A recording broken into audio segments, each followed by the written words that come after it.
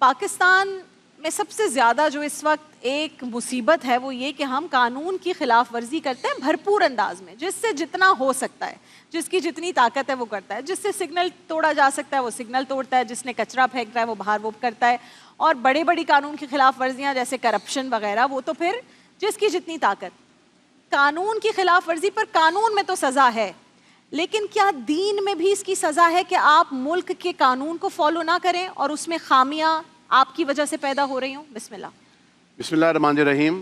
پاکستان کی آزادی کا دن مبارک ہو۔ ہجری تقویم کے اعتبار سے 27 رمضان المبارک کی رات کو پاکستان وجود میں آیا، اور میں سمجھتا ہوں کہ یہ اتفاق نہیں ہے بلکہ یہ اللہ رب العالمین کے پلان کا حصہ تھا کہ 1857 سے جو تحریک سیدین شہیدین کی شروع ہوئی اور پاکستان تو اسی دن قائم ہو گیا تھا۔ قائد اعظم نے جس طرح فرمایا تھا کہ جس دن پہلا ہندو مسلمان ہوا تھا، تو یہ دو قومی نظریہ الحمدللہ کھڑا ہوا تھا، اور اس دو قومی نظریے کی آج الحمدللہ بنگلہ دیش کے مسلمانوں نے پھر سے لاج رکھی ہے، اور الحمدللہ پھر وہی کلمہ کہ تیرا میرا رشتہ کیا، لا الہ الا اللہ۔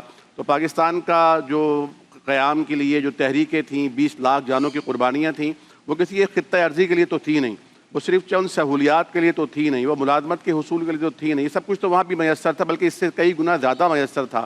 جو لوگ وہاں سے آئے وہ بہت کچھ قربانیاں دے کر لٹ پٹ کر آئے، ان کے بڑے بڑے جو امپائر تھے وہ زمین بوس ہوئے، اور یہاں کے قصبہ پرسی کے عالم میں بھی انہوں نے کچھ وقت گزارا۔ پاکستان اس لیے حاصل کیا گیا تھا کہ اللہ رب العالمین کے حکم پر اس کے نبی کے طریقے کے مطابق زندگی گزاریں گے۔ پاکستان مل گیا الحمدللہ، یہاں جینے کی آزادی ہے، یہاں اذانیں دینے کی آزادی ہے، یہاں نبی کریم کا نام عزت و عفت اور پاک بازی کے ساتھ تقدیس کے ساتھ لینے کی آزادی ہے، یہاں ان سے محبت کرنے کی آزادی ہے، یہاں شاعر اسلام کو لہرانے کی اور ان کو سجانے کی آزادی ہے۔ تو یہ بہت بڑی اللہ کی نعمت ہے۔ نبی صلی اللہ علیہ وسلم کے ایک فرمان ہے، آپ نے فرمایا تھا جس نے صبح اس حال میں کی کہ وہ حالت امن میں ہے تو گویا اس کے گھر میں ساری نعمتیں جمع کر دی گئی ہیں۔ جہاں تک آپ نے سوال کیا کہ قانون، دیکھیں اگر قانون نہیں ہوگا تو نظام کیسے چلے گا؟ قانون نہیں ہوگا تو جزا و سزا کا تصور ہی مٹ جائے گا۔ اصل میں ضرورت اس بات کی ہے کہ ہمارے مساجد سے بھی یہ بات برپلا بیان کی جانی چاہیے کہ جو ملک کے قوانین ہوتے ہیں، شریعت نے ان کو پروٹیکشن دیا ہے۔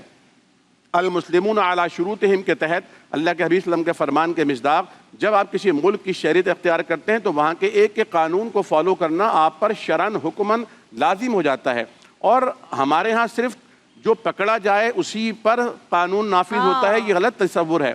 ایک معاشرتی اور سماجی پریشر ہونا چاہیے کہ معاشرے کا ہر فرد پاکستان کا مجاہد اور پاکستان کا سپاہی بن کر ہر دوسرے بندے پر تنقید کی نگاہ رکھے، جہاں کہیں کوئی قانون توڑ رہا ہو سب کی نگاہیں اس کو ایسے دیکھیں کہ اسے لگے کہ جس نے کوئی گناہ کیا ہے، کوئی پاپ کیا ہے، کوئی بہت بڑا اس نے گناہ سرزد ہو گیا ہے۔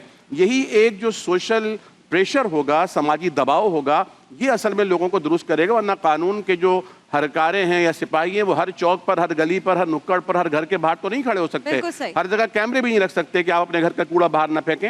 یہ ایک اخلاقی تربیت ہونی چاہیے اور ایک سماجی دباؤ ہونا چاہیے۔ Self assessment. تیسری بات یہ ہے کہ پاکستان اللہ کی امانت ہے، پاکستان اللہ کی نشانی ہے۔ جس طرح حضرت صالح علیہ السلام کی اونٹنی اللہ رب العالمین کی ایک نشانی تھی، اس کے خلاف جس نے بھی سازش کی، جس نے پلان کیا اور جتنے لوگ خاموش رہے، سب عذاب کا نشانہ بنے۔ یہ پاکستان اللہ کی امانت ہے، پاکستان اللہ رب العالمین کا انعام ہے۔ جو اس کے خلاف سازش کرے گا یا اس سازش پر خاموش بھی بیٹھے گا، اللہ رب العالمین کا تابیانہ اس پر بھی برسے۔